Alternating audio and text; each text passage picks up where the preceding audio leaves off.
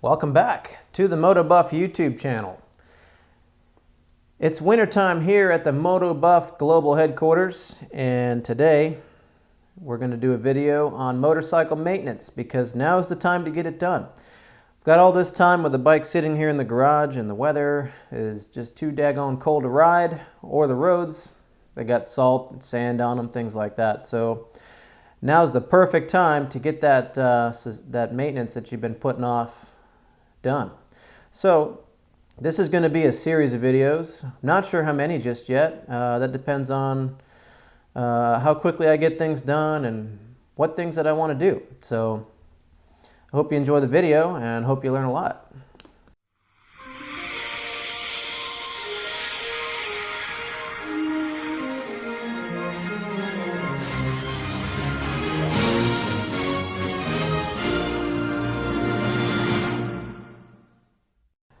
So part one of this series is going to be tires and brake fluid. They kind of go hand in hand. Why? Well, you have to remove the calipers in order to get the front tire off, as well as the rear caliper is going to stay where it's at, but while you have it apart, you might as well do both. The tires on this bike are completely shot. It took me a few weeks to get a new set, just due to some shipping delays. But I've got them now, and I've got them in the living room. Right now they're warming up by the fire.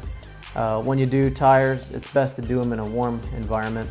So I'm going to do those inside today, but first I want to talk about the brake fluid. So when we go to remove the tires, we're going to have to compress each brake caliper, and in order to be able to get them out from underneath the rotor here, and you have to remove the caliper in order to take the front tire off. This is a great time to work on replacing your brake fluid. So I've got that there. So what I'm going to do first is suck out all this brake fluid, and then I'm going to remove the calipers and compress them, and then I'll go ahead and bleed them and replace the fluid. So brake fluid, I like to change mine at least once a year. If I'm doing a lot of track days and some heavy brake usage, I may change it out twice in 1 year, but I would recommend, if you're only riding on the street, make it a minimum 2 years to replace this brake fluid. Why is that? I mean, it's just fluid, right? Well, brake fluid is hygroscopic, which means that any humidity in the air, the brake fluid is going to absorb some of that humidity, and over time what happens is your brake fluid will break down, it'll oxidize, and the water content will go up. Water boils at a much lower temperature than brake fluid. So if you're out there on the racetrack doing your track day, you go to slow down for turn one and you've already done a couple of laps and your brake fluid's really good and hot, what's going to happen is your brake fluid's going to boil, and that's going to create a very spongy feeling in the front brake lever. And it's going to be kind of scary because you're going to pull the brake lever all the way back up against the grip or your fingers, and you're not going to really be slowing down. It's very scary. Brake fade is a real thing. So what we want to do is get that old fluid that has water in it out. We want to get that out and replace it with new, clear, clean fluid. Another reason we do it is to keep the fluid from breaking down and destroying our ABS, if you have ABS. But brake fluid breakdowns anyway, and it's kind of corrosive, so over time, you know, it might eat the lining of your brake lines. It's probably not good for your master cylinder either. So that's another advantage to having nice, clean fluid. Third advantage is the bike's just going to feel great. When you get on those brakes and that brake lever is nice and crisp, and every single time you've done 10 laps at the racetrack and you pull that lever back and it is still nice and crisp just like it was, that's a good feeling, and that instills a lot of confidence. And confidence is a huge part of riding. If you're not confident in your machine and what you can do with it, you're not going to be very fast, and you're probably not going to have a good time because you're going to be riding scared. So for those reasons, I recommend replacing the brake fluid at least once every 2 years. Like I said, I do it about twice a year usually. I'm also going to change out the rear brake fluid as well. I don't use the rear enough to really worry about the brake fade. I don't use it a whole lot on a sport bike, and you probably don't either. A lot of guys just, they completely ignore the rear brake anyway. But brake fluid is hygroscopic, and this bike does have ABS, and I want to make sure that the ABS pump and all the lines and the master cylinder stay good and healthy. So I'm going to change that out. I usually change the rear brake fluid out about once a year. This bike is actually 1.5 years old now, but I didn't ride it for a few months because we were moving. So now it's time for me to change it. This is still the original brake fluid in here at 1.5 years, so it is definitely time to do that. While we're in there and we got the calipers exposed, we're going to take a look and make sure that our brake pads have enough life left in them and make sure they're in good shape. And another thing that I'm going to also do is I'm going to clean both brake calipers. I'm going to scrub the inside, and you're going to see how I do that. This will probably be a 2-part video series for tires and brakes, but we're going to make sure that we get the braking components and the tires done all at the same time and make sure this thing is good to go. After I do all of the brakes and the tires, I'm going to do an oil change. Get that changed out, and another thing that I'm going to do while I have the tires off, I'm going to go ahead and clean and lubricate the rear chain. Now I do that every couple of 100 miles anyway, but it's a good idea, and you can really get in there when the tire's off. You can really get on both sides of the chain and up underneath and really get a good scrub.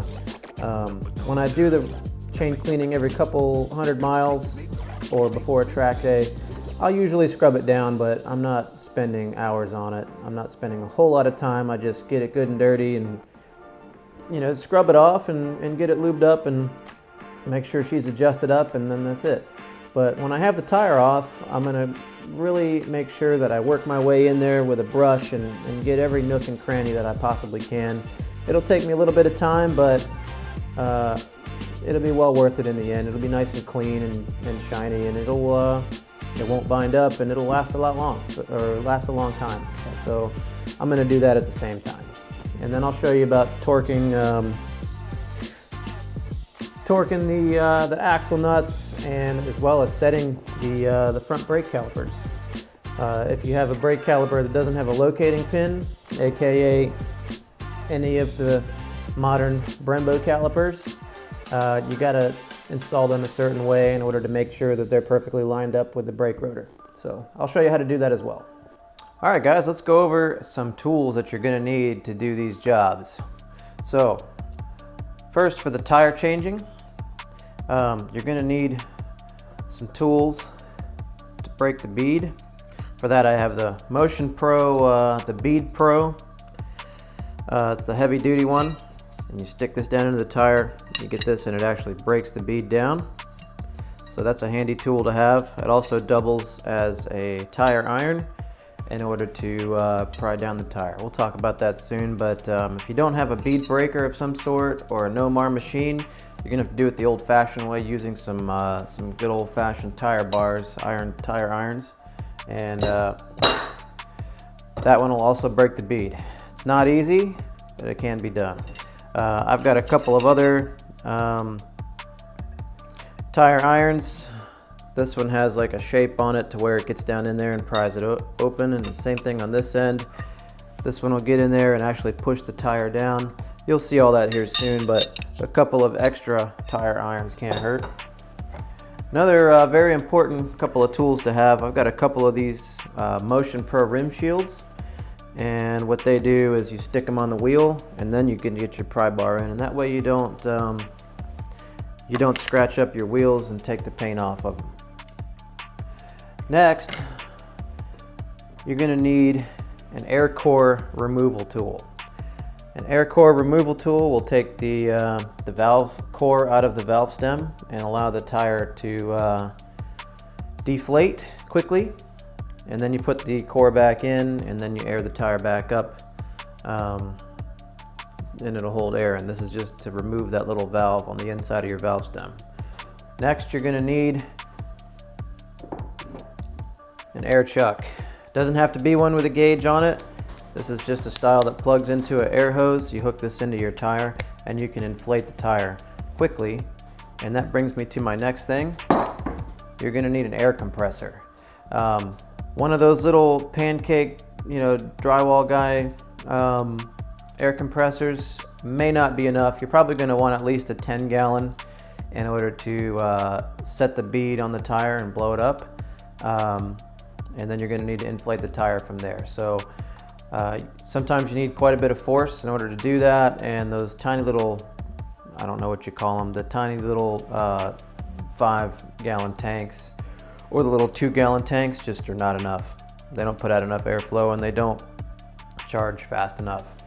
I've seen those things, they take 10 minutes to fully pump up, and then you can't even put air in your tires because they're so slow. So get something a little bit better than that. The next thing you're gonna need is a very good tire pressure gauge. Now, I have one that is on the end of my air chuck here, and it'll read, but it's not very accurate. And I got this Motion Pro one a year or two ago, and it's highly accurate. It works really well. Plus, you can take it to the track and set your tire pressures there, and it's accurate to within a half a PSI. So that's a very good thing to have there. The next thing you're going to need is some lubrication.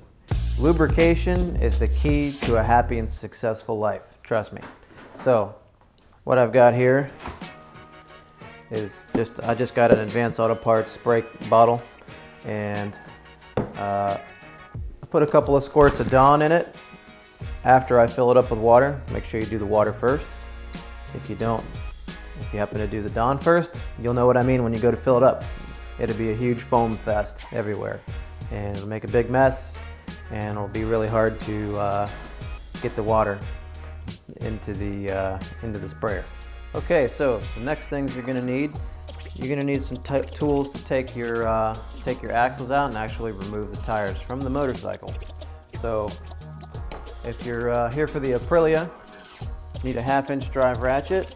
I've got an 1 1/4 socket for the rear axle nut, and I have a 30 millimeter 1/2-inch drive socket for the front axle. All right, and that'll take the axle nuts off. I got a 1/4-inch drive ratchet with a 10 millimeter, and what that'll do is take the front pinch bolts at the bottom of the forks. It'll remove those. And then I've got a 3/8 drive ratchet. Doesn't have to be a swivel like mine, doesn't have to be fancy. And this is a 7 millimeter Allen. It's gonna require a little bit of torque to get those off, so you need something a little bit longer. So that's why I've got this. Next thing you're gonna need is a torque wrench. All of these nuts and things should be torqued down to the correct specifications. I have a snap-on digital torque wrench, and it'll beep at me when I get to the final torque. You don't have to get one like this. I believe you can even rent these from Advanced Auto Parts if you don't want to buy one. They do get kind of expensive. I think this one was close to $500 when I bought it, but I used to be a professional technician back in the day. This thing's probably 10 years old, but it still works fine. So that's it for the tires themselves. The other things that I have here, I have a tool to clean the chain with. So after we remove the rear tire, we're going to scrub the chain. Now, I'm probably going to take a lot of flack for this one. Best cleaning tool in the world right here. Best cleaning solvent for cleaning chains right here, WD-40. So there's a lot of controversy with WD-40 and chains, but I've cleaned my chains for years with WD-40, and it works just fine. You don't need to go and spend $15, $20 on a can of chain clean, although you can, and they do work. They do work really well, but WD-40 works just fine. I'm not using that to lubricate my chain, obviously, because it will evaporate over time. But that's what I use to clean it. I use this and a scrub brush and a couple of rags, and you're good to go. I've also got some shop towels. This will be really good for catching any brake fluid that may drop. I've also got a bag of shop rags, which I'm going to use to help clean the chain as well. I've got some Simple Green in a spray can, and that's just for cleaning my front brake calipers and the rear brake caliper. So we'll go over that. Let's see, what else do I have over here? I've got some Motul, I don't know how you want to pronounce it, RBF 660 race brake fluid. And I have a little bag over this because when you open a can of brake fluid, if you don't reseal it, it's going to soak up all the water in the ambient air around. So you got to keep this in a cool, dark spot and keep it sealed. That way it doesn't soak up any water. I've got my favorite chain lube that I've found so far. This is just Motul chain paste. And you just paint it on there with this little brush that's on there, and it does a really good job. It doesn't fling all that much. It does fling a little bit, like any chain lubrication will. But as long as you don't cake it on there heavily and you wipe off anything excess, it won't fling. I also have some Mobil 1 synthetic grease. I use that to grease up the axles, and it works really well for that. Keeps them from corroding and keeps them from getting stuck on the inside. Next thing for doing the brakes, I have a turkey baster. You can get this at any grocery store, Target, any place that sells anything kitchen related. And I just use that to stick down in the brake reservoir and then suck out any excess fluid, and then I'll fill it up with new fluid and then bleed the brakes. Saves me a little bit of time there. Of course, associated with that, you're going to need a drain pan of some sort to put all the excess brake fluid. That's easy to come by as well. Those are pretty cheap at the auto parts store. Am I missing anything? Oh, I've got a couple of bungee cords. There goes that. Couple of bungee cords here, and what I use these for is after I remove the brake calipers, I will hang them from the motorcycle so they're not hanging down and getting in the way when I'm trying to take the tire off the bike.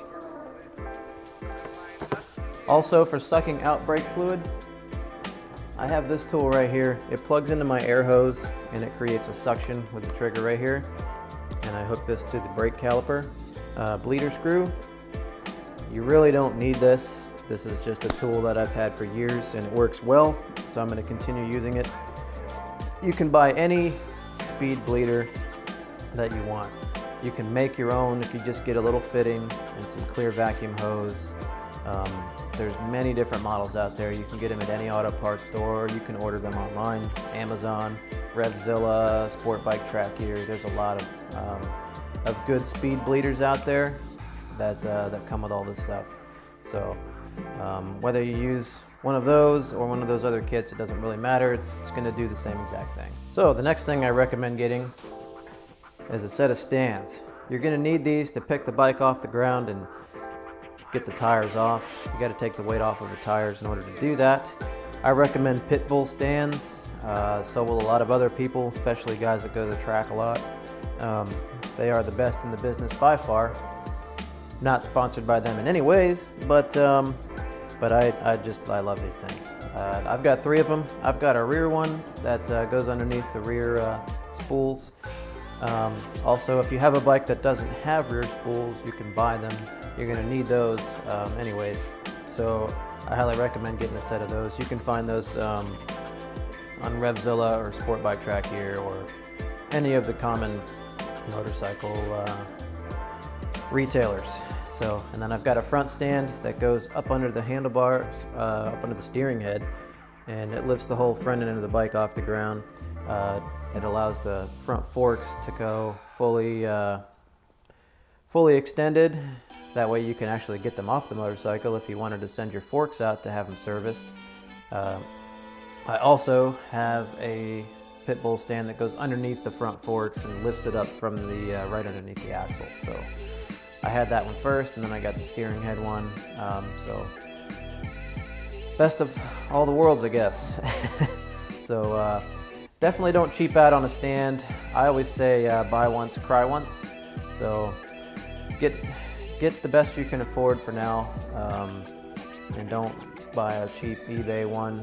A lot of those ones, if you look on Revzilla or Sport Bike, I think it's Sport Bike Track here actually, they do a demonstration of the cheap ones, and this guy literally just grabs a hold of the stand and like bends it with his arms. Do you really want that, you know, to trust that when you're working underneath your motorcycle? Or do you really want to trust it not to fall over in the garage because it was not built very well? That's up to you. One other thing you're going to need beside a stand and all these tools is a balancing stand. A truing and balance stand. I got this from Motion Pro. I bought it a couple of years ago. It's worked very well, and you just put the tire up here and it spins super easy, and wherever the tire lands, that's the heaviest part of the tire, and you put a weight at the top and it balances it out.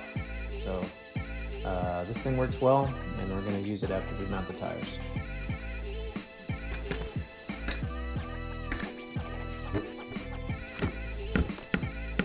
Stick it in the hole, stick it in the hole. All right, all right. Here we go. All right.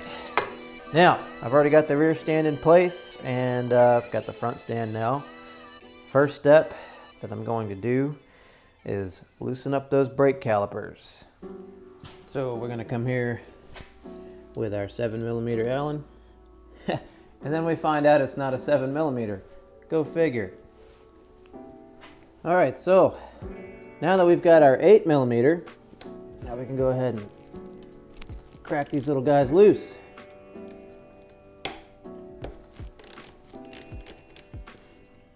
All right.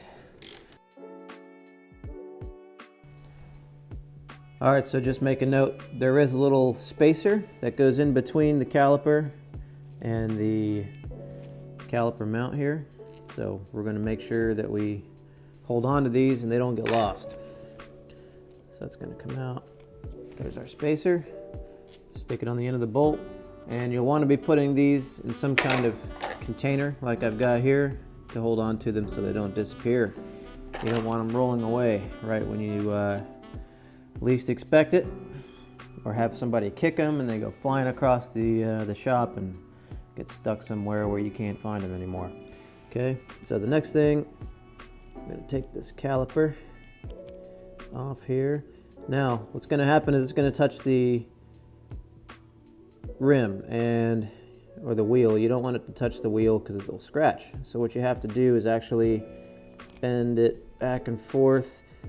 You need to push the pads a little bit further into the calipers in order to allow yourself to get a little bit of wiggle room here to work this caliper loose. All right, you don't want to damage anything.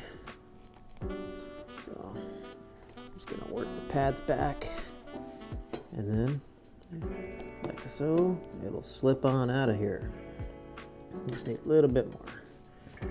Just a CH for those of you in the know.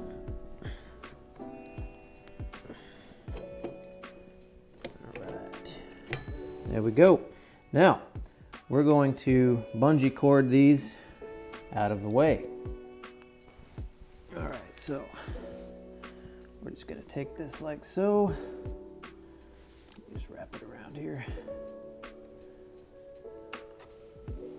And what I do is just drop it and scratch my wheel. That's exactly what I do every time.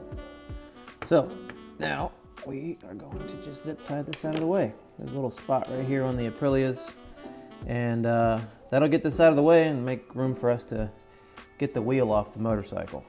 All right, now we're going to do the same thing over here.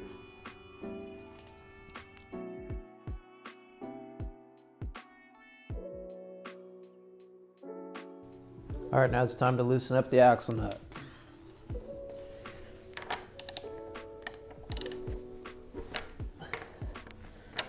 All right, axle nut is loose. Now we take it off, spin it off. Now make a note here, there is a washer right here. So don't forget that. If you ever try to figure it out afterwards, you may not remember where it went, so make sure you remember, make a note of it.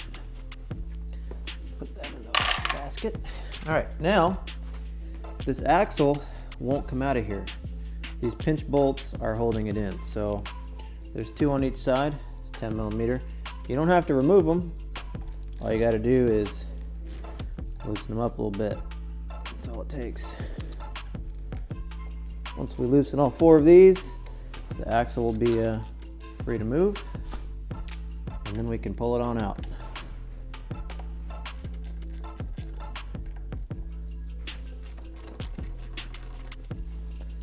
All right, so there we go. That's loose. Now, what we can do is if you have a rubber mallet, you can use it.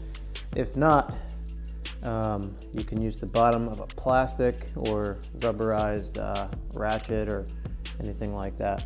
So just pop it on out.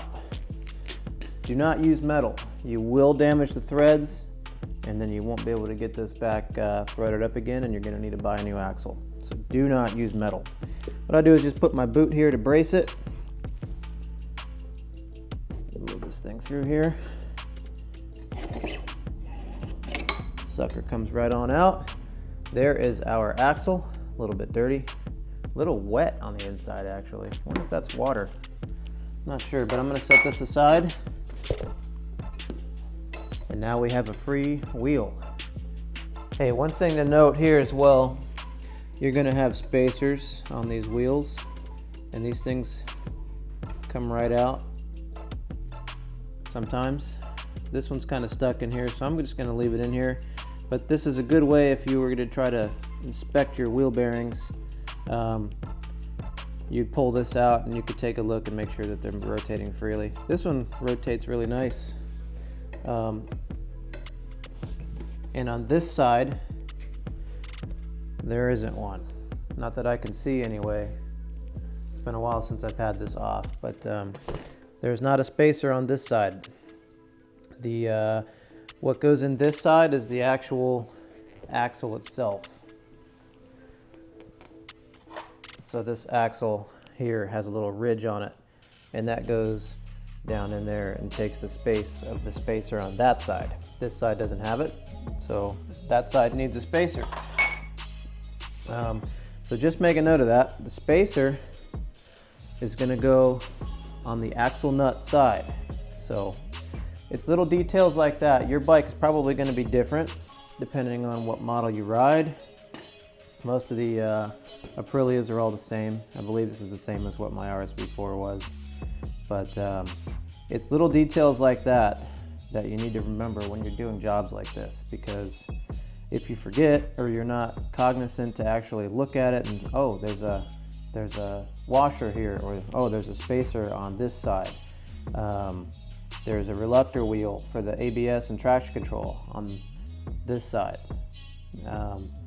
The tire's going to rotate this way.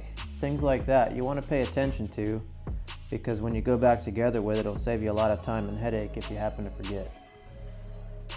All right, so onward and rearward. Here we go. First step of taking the rear tire off is to loosen up the rear axle nut. So I'm going to hold here, push down, and then pull up. I loosen that up. It's not fully loosened yet. It's going to take a couple of turns before it gets nice and loose. All right, here we go.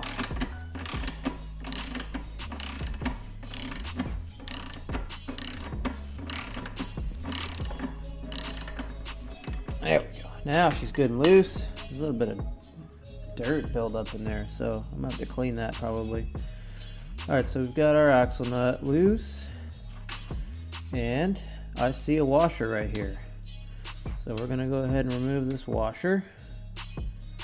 It might actually be easier to just take the axle out first, but there it is. I'm gonna set that in the little box over here. All right. Now that that is loose, the next step is to get this axle out. This is another thing that I was talking about earlier. You are going to want to pay attention to the orientation of this little block right here, because if you put it in this way, it's not going to fit. So just make a mental note The way that I'm gonna figure this out is there's a little mark right here on this block. There's not one anywhere else. This is for the axle, or for the chain adjustment screw that pushes back and allows you to adjust your chain and align the rear tire. So that end goes forward, dirty end goes in. So there's that. All right, so on this side we have something similar. Oh man, look at that pipe. Whew, damn. All right, sorry.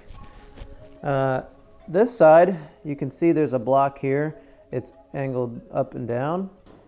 And then the axle actually sits right here, and that lines up inside inside these two lines. So when I pull this axle out, which I'm just tapping on the other side like I did with the front wheel, put my boot under here to kind of brace it and take the load off the axle. Now, we're gonna push this little guy through here. This seems to be a pain in the ass when you're just doing this by yourself. This is not nearly as easy as the front. And I'm not exactly sure why, but that axle just loves to stick. But you can see this right here. Now you can turn the axle, and that's how we're gonna get it out. I'm just gonna wiggle it back and forth. There we go. It's one of the reasons I like to grease this up. You can see I still have a little bit of residual grease, which I'm gonna take that grease out, or I'm gonna clean that grease off and put new grease in before I remove it. Okay, so that's the axle. Set that down there for cleaning. Now I need to get this tire out of this brake caliper, which sits here. Aprilia makes this super nice. It just sits in here and it rides on a little bracket. So we've got that to think about, but I also have the chain to think about as well. So I'm going to push the wheel forward. I'm going to come in from the other side on the left. You won't be able to see this, and I'm sorry I can't get the camera right now with all this weight on my hand. So I'm going to remove the chain from this side, and I'm going to pull this out of the brake caliper. And now we pull this wheel on out of here. Okay.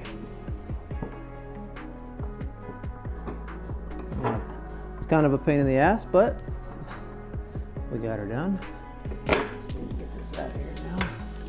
Get this chain out of the way, like so. All right, now it's going to give me room to get behind this brake rotor, or brake caliper here. Now it comes out. Now, do we have anything on this side we need to worry about? Let's see. Oh, yep, there's a spacer right there that goes to the wheel bearing. There's a spacer right here that also has to go in the rear wheel bearing. All right, can you see that? Barely move the camera. Okay, so now we have this whole carrier, and Aprilia makes this very nice. This you can just wiggle on out of here. It'll take a little bit of finagling. Sometimes it's better to put the wheel flat on the ground and then pull it up, which I think that's what I'm going to do. Common thing on Aprilias now, these bolts love to come loose. So anytime you remove your rear wheel, before you put it back on, make sure you re-torque all 5 of these nuts, because they will work themselves loose. And I've seen it before. It seemed like just I would torque them. I would even add a couple of foot-pounds of torque, and I would run through a rear tire. A couple thousand miles later, go to take it back off, and they've already worked themselves loose. These are supposed to be lock nuts, but for some reason, I'm not sure what it is, vibration, whatever, they just like to work themselves loose. So make sure you tighten these before you put it all back together. And just like that, voila, the rear tire and wheel assembly is off the motorcycle. And I've already got the front tire inside, sitting by the fire warming up. Tires work the best when they're nice and warm. When they're really cold like this and pretty much frozen, they're not going to move as much. They're not going to be as flexible. The rubber is going to be a lot harder, and therefore it's going to be a lot harder to change the tire. So I'm going to move inside the house, where I've already got some cardboard laid out so we don't make a mess of the old lady's carpet. We're going to sit by the fire, nice and cozy, and proceed to change these tires. It's not going to be easy, but it is doable. So just stick with it.